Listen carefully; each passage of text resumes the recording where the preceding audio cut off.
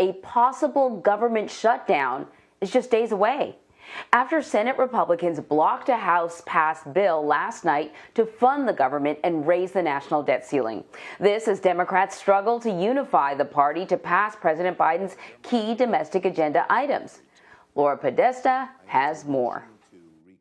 The motion is not agreed to. Senate Republicans blocked a bill last night to keep the government open and also prevent a federal debt default. We will not provide Republican votes for raising the debt limit. Congress has until Friday to prevent a government shutdown.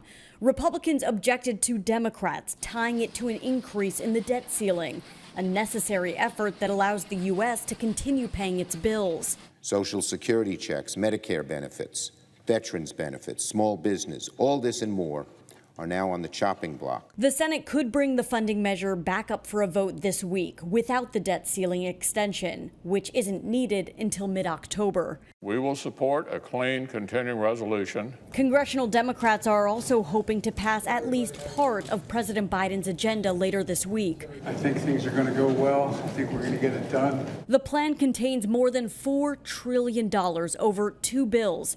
One is for infrastructure, like roads, airports, and broadband access. That billion-dollar bipartisan bill is up for a House vote Thursday. The other includes universal pre-K, lower child care costs, and paid family and medical leave. The debt ceiling, continuing resolution, and the 2 pieces of legislation. If we do that, the country's going to be in great shape. If Congress can't agree on a plan to avert a partial government shutdown by Friday, that will leave about 800,000 government workers without a paycheck. Laura Podesta, CBS News. All right, let us dig into this a little bit more. We want to bring in CBS News congressional reporter Zak Hudak. Zak, you are in Washington. Okay, have you spoken to lawmakers? What are they saying regarding the continuing resolution and the debt ceiling?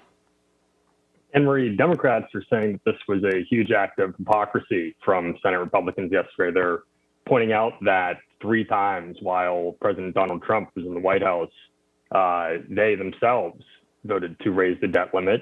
And they're pointing out, as they did in their messaging leading up to the vote, that this debt ceiling lifting would mostly deal with debt that has already been incurred, that it is necessary to pay off debts that we already owe.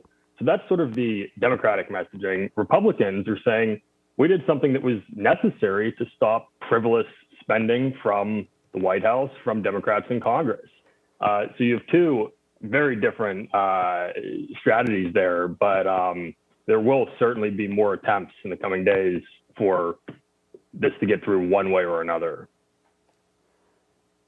All right, let's talk about the procedural vote. Can you explain what that was and why Chuck Schumer changed his vote? Yes, it was a cloture vote to end the filibuster that was going on the vote.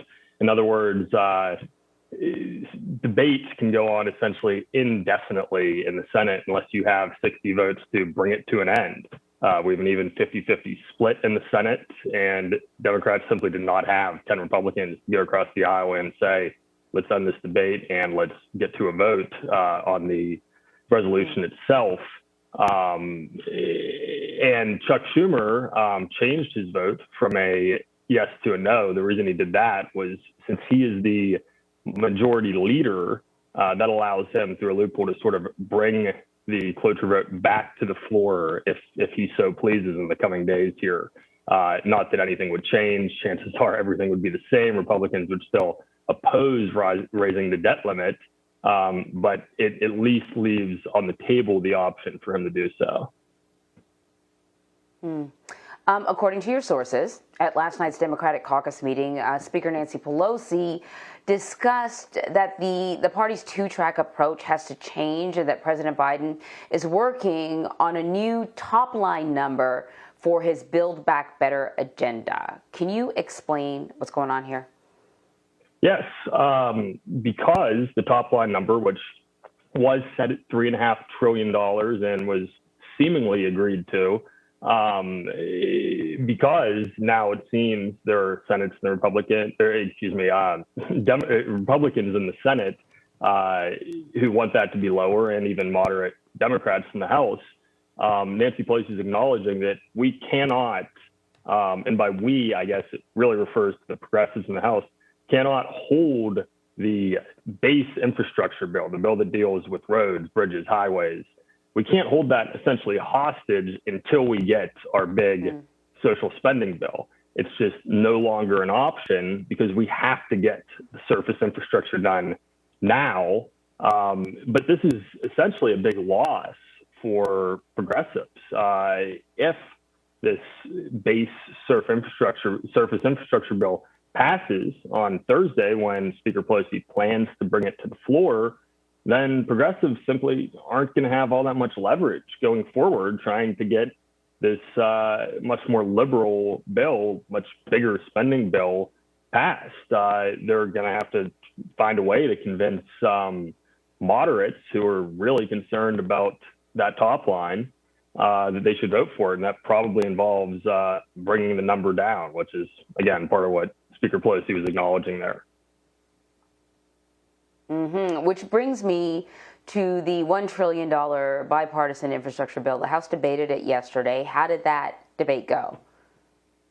Well, it is heated, to say the least, and heated even within the party because of the dynamic I was describing, where by allowing that to progress, progressives essentially have to give up the leverage that they have. Things are really tense on the Hill right now, even within the party.